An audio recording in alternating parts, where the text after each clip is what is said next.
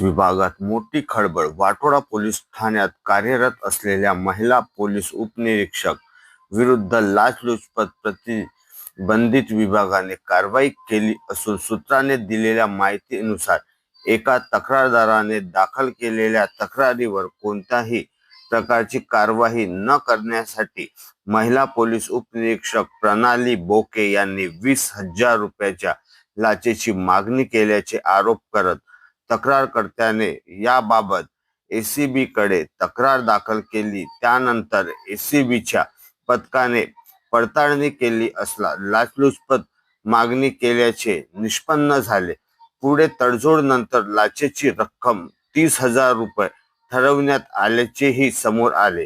एसीबीने आपला सापळा रचून असा संबंधित अधिकाऱ्यांना संशय आल्याने त्याची प्रत्यक्ष रक्कम स्वीकारली नाही, मात्र लाचेची मागणी केल्याचे स्पष्ट झाल्याचे वाठोडा पोलीस ठाण्यात गुन्हा दाखल करण्याची प्रक्रिया सुरू करण्यात आली. या कारवाईमुळे पोलीस विभागात खळबळ उडाली असून प्रकरणाचा पुढील तपास एसीबी कडून करण्यात येत आहे.